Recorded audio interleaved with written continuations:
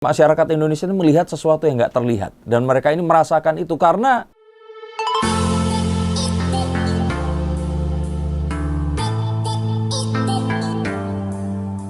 Halo Sensikers, kembali berjumpa bersama saya, Denny Darko. Tidak ada yang namanya misteri, yang ada adalah tanda-tanda yang kita semua coba untuk mengerti. Nah, ini menuju ke awal tahun 2022 dan 2021 segera berakhir. Banyak ramalan-ramalan yang muncul yang meramalkan 2022 nanti akan seperti apa. Yang paling banyak ditanyakan selain ya tentang artis dan dunia entertainment adalah bagaimana bencana alam nanti dan bencana yang akan mengguncang kehidupan manusia. Dan setelah dilihat-lihat ini, bencana alam itu akhir-akhir ini jadi sering terjadi. Kemudian banyak yang juga mengatakan bahwa ini adalah pertanda akhir zaman. Betulkah akhir zaman sudah di depan mata? Kita akan lihat menggunakan kartu dan mengapa. Terus kemudian bagaimana cara kita mengetahui tanda-tanda akhir zaman itu tadi? Nah, kita langsung akan lihat apa arti kartu yang akan saya ambil ini nanti. Kita lihat kartu pertama. The Three of Cups. Ini satu gambar yang menggambarkan tiga saudari yang reuni, berjumpa lagi saat sebuah pesta musim panen yang dulu itu kalau di ya zaman-zaman industri itu belum ada ya, zaman dimana teknologi paling maju itu adalah teknologi pelayaran, pertanian dan sebagainya. Ini adalah saat-saat yang paling sakral di mana orang-orang ini berpesta seperti lebarannya orang-orang zaman dahulu. Nah, seperti kita tahu, bencana alam ini adalah satu hal yang rutin, sama seperti rutinnya acara-acara perayaan ini tadi. Setiap tahun pasti akan terjadi bencana alam. Sehingga kalau ada orang yang bilang ini menuju ke akhir zaman, dibilang iya ya iya, dibilang enggak ya enggak juga. Iya dalam artian ya kita kan memang menuju ke kiamat, semakin mendekati ke kiamat atau berakhirnya bumi dan kehidupan ini, jika kalian percaya.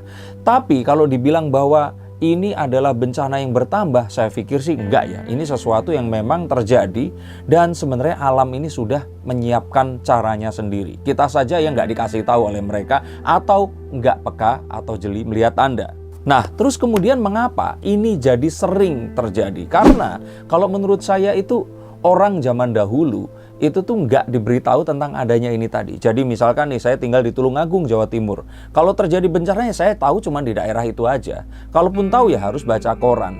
Nah, terus kemudian dengan meningkatnya perkembangan teknologi, media ini semakin, sekarang koran itu tidak ada karena harus melewati satu proses mengambil berita, mengedit berita, mencetak berita, mengedarkan berita itu tadi. Sekarang melalui gawai dan ponsel kita langsung bisa mengetahui sebuah berita dalam hitungan detik. Dan ini adalah satu perkembangan yang membuat kita akhirnya jadi bisa melek ke semua hal yang ada di seluruh dunia. Bahkan di tempat yang jauh sekali dari tempat kita. Maka tentu saja akan lebih tinggi intensitasnya karena informasinya yang diberikan juga semakin luas. Jadi ini sebenarnya karena media yang membuat ini semakin intens. Apalagi ditambahkan dengan framing-framing berita, dimuat berulang kali, diberitakan berulang kali, membuat kita jadi merasa bahwa ini kayaknya lebih banyak dari biasanya. Padahal mungkin saja kalau dibuat sebuah data dan kita melihat data itu tadi, ini mungkin ya ada satu kenaikan, tapi kenaikan yang bisa kita hitung setiap tahunnya. Dan kalau kita bilang bahwa orang Indonesia ini kayaknya diazab atau diberikan peringatan, ya saya sih bilang bahwa peringatan ini nggak cuma dari bencana ya. Bahkan kalau boleh saya bilang, saat mungkin matahari itu terbit, terus kemudian kita mencium bau hujan dan sebagainya, Tuhan itu memberikan banyak peringatan. Kita saja yang baru setelah terjadi itu terus bilang ini adalah peringatan. Loh, peringatan untuk apa? Saat matahari terbit kita diingatkan untuk ini ganti hari, apa yang sudah kita lakukan, bagaimana ibadah kita, membantu orang lain. Ini kan peringatan juga. Nah, artinya bahwa sebenarnya kita itu hanya melihat apa yang pengen kita lihat. Kita itu tidak pengen melihat apa yang nggak pengen kita lihat. Dan kalau kita ngomong bencana, nggak cuma di Indonesia. 1 minggu atau 5 hari yang lalu di Malaysia, Kuala Lumpur tepatnya, ini ada banjir besar yang menenggelamkan banyak orang-orang dan aset mereka. Dan ini termasuk bencana nasional yang belum pernah terjadi puluhan tahun. Dan ini terjadi tidak di Indonesia tapi dekat dari kita.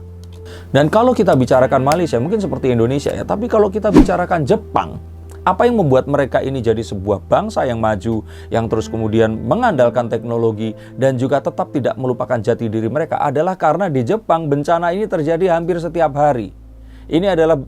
Jepang ini adalah negara yang sangat, nama tsunami aja itu muncul dari bahasa Jepang. Jadi kalau menurut saya Jepang ini sudah sangat-sangat enhance karena mereka tertempa dengan banyak bencana. Dan ini membuat mereka menjadi bangsa yang terus belajar, selalu waspada.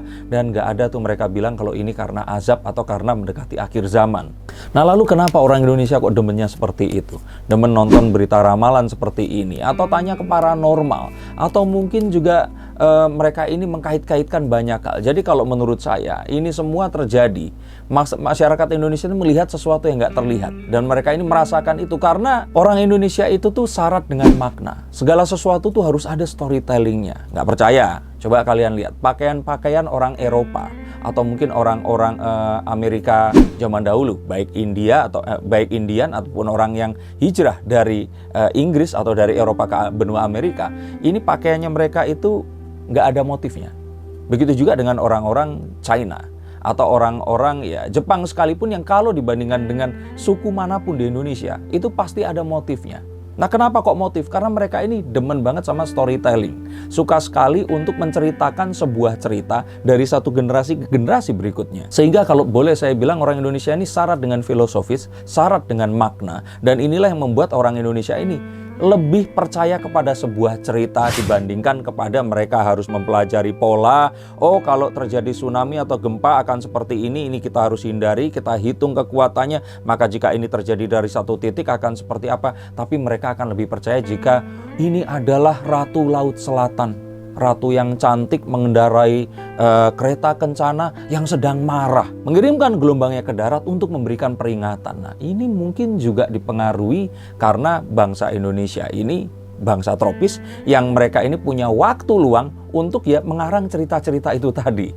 Nah tapi apakah itu salah? Ya, saya katakan di sini bahwa sebenarnya nggak ada salah dan nggak ada yang benar. Asalkan ini bisa dimanifestasikan menjadi sebuah ajaran yang luhur, di mana kita tidak melakukan sesuatu yang akan merugikan orang lain, diri sendiri, alam, bahkan juga pencipta kita. Jadi kalau menurut saya di sini kembali lagi kepada kita. Saat kita mempercayai sesuatu yang filosofis itu tadi, terus kemudian itu tidak membuat kita jadi tidak mempercayai keberadaan Tuhan Yang Maha Esa. Asalkan memang porsinya percaya bahwa ini adalah sesuatu yang menggerakkan diri kita. Contohnya, saya punya seorang teman yang dia ini awalnya itu pemalu, dia ini tidak mau bergaul dengan orang, bahkan introvert. Tapi setelah dia membaca novel Harry Potter dan menonton filmnya, dia terus kemudian berpikir bahwa dia adalah seseorang yang memiliki sebuah potensi tersembunyi dan dia harus memaksimalkan potensinya, dan dia menganggap apapun yang di depannya, obstacle yang ada ini seperti Harry Potter harus menghadapi semua kesulitannya. Nah sekarang kita tanya, apakah Harry Potter ini nyata? Tidak. Tapi apakah ceritanya ini berimpact kepada anak ini? Ya. Apakah anak ini terus kemudian akan dianggap tidak percaya terhadap Tuhan Yang Maha Esa?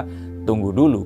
Dia pun saat ini kalau saya lihat itu lebih rajin beribadah dibandingkan saya. Sehingga kalau boleh saya lihat di sini, bagaimana cara kita mencerna informasi itu tadi, itu adalah yang paling penting dari cerita ini tadi. Ingatlah bahwa storytelling menggerakkan hati kita, dan hati kita menggerakkan badan kita. Dan badan kita saat menggerakkan sesuatu dan mengulang-ulang hal yang baik, maka itulah yang membuat kita menjadi seorang manusia yang seutuhnya. Lalu apalagi yang bisa kita ambil dari cerita ini? Saya sih menganggap bahwa manusia ini adalah makhluk yang visual, sehingga apapun tadi selalu dimanifestasikan kepada bentuk visual. Manusia pun suka mempersonifikasi benda. Contohnya, misalkan kita mengendarai mobil, terus kemudian mobilnya ditabrak dari belakang, maka kita akan bilang, waduh, tadi gue ditabrak dari belakang, jadi mobil ini menyatu dengan kita. Atau misalkan, iya tuh kemarin badan mobilnya ditabrak dari samping, sehingga kepalanya itu agak penyok. Nah itu kan satu hal yang memanusiakan benda.